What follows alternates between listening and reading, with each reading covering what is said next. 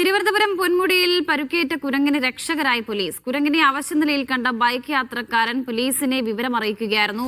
പ്രാഥമിക ശുശ്രൂഷ നൽകിയ ശേഷം കുരങ്ങിനെ വനം വകുപ്പ് ഉദ്യോഗസ്ഥർക്ക് കൈമാറി. സനിസ ശോഭാചന്ദ്രൻ വിവരങ്ങൾ നൽകാനുണ്ട്. സനിസ, ഈ പോലീസ് ഉദ്യോഗസ്ഥരുടെ ഇടപെടൽ അത് അതിവേഗമായിരുന്നു അല്ലേ? അതേ വർഷ, പൊതുവെ നമ്മൾ ഈ മൃഗങ്ങളെയൊക്കെ ഉപദ്രവിക്കുന്ന വാർത്തകളാണ് കേൾക്കാറ്. എന്നാൽ ഇത് ഒരു മൃഗത്തെ ഒരു അവശനായിട്ട് വഴിയിൽ കണ്ടപ്പോൾ ഒരു ബൈക്ക് യാത്രക്കാരൻ അത് പോലീസിനെ വിവരം അറിയിക്കുകയും പോലീസ് ഉടനടി അതിൽ ഇടപെട്ട് ആ ഒരു കുരങ്ങിന്റെ ജീവൻ രക്ഷിക്കുന്ന ഒരു വലിയൊരു പ്രവർത്തനത്തിലേക്കാണ് അത് പോയത്. ഇന്ന് വൈകുന്നേരം 5 മണിയോട് കൂടിയായിരുന്നു ഈ സംഭവം.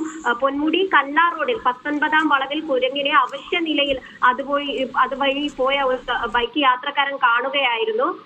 തുടർന്ന് ഈ പൊന്മുടിയിലെ ഈ പൊന്മുടി സ്റ്റേഷനിലെ SI ഗോപനും പോലീസുകാരനായ രഞ്ജിത്തിനെയും ഇത് വിവരം അറിയിച്ചതിനെ തുടർന്ന് ഇവർ ഈ സംഭവ സ്ഥലത്തെത്തുകയും ഈ അവശനായ കുരങ്ങിനെ ഉടൻ തന്നെ ഇവർ ഫസ്റ്റ് എയ്ഡ് നൽകുകയും കൂടാതെ തന്നെ പഴംപൊരിയും കുറച്ച് വെള്ളവും ഒക്കെ കൊടുത്ത് അതിന്റെ ജീവൻ നിലനിർത്താൻ ശ്രമിക്കുകയായിരുന്നു.